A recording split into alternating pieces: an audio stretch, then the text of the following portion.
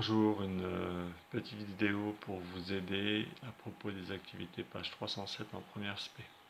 Première activité sur les séries statistiques, vous prenez la calculatrice, vous allez dans le menu statistique de votre calculatrice. En liste 1, vous rentrez les valeurs, en liste 2, vous rentrez les fréquences. Pour vous aider, voici un exemple avec les deux situations, avec une TI ou avec une Casio. Vous suivez ce modèle. Et en affichage, je vous rappelle, X bar c'est la moyenne, sigma X c'est l'écart type. Le deuxième, sur un arbre pondéré, la probabilité de A inter B, celui sur le chemin où l'événement A est réalisé, l'événement B est réalisé. P de B sachant A, l'événement A est réalisé, on calcule la probabilité de P de B sachant A. P de B va s'obtenir à partir des deux trajets qui mènent à B. Et P de A sachant B, cette fois-ci, je vous rappelle aussi la définition vue sur le chapitre probabilité conditionnelle.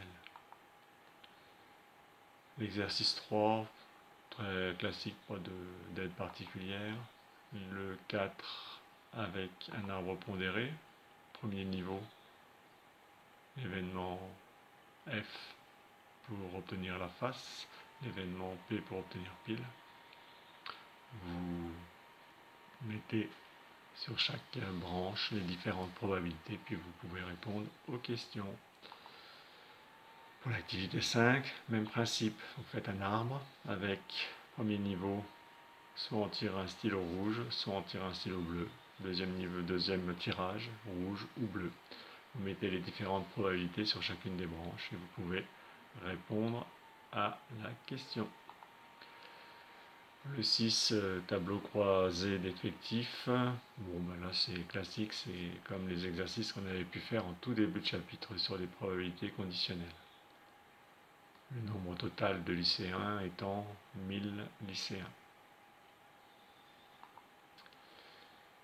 Pour le 7, une précision, la formule aléa.entre.borne donne un nombre entier aléatoire entre 0 et 3.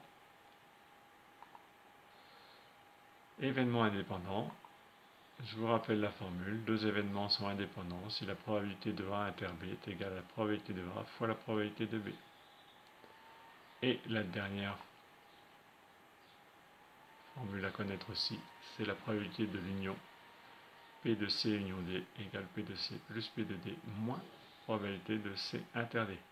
Et comme on sait que C et D sont indépendants, on pourra utiliser cette formule-là pour pouvoir les calculer. Voilà, à bientôt.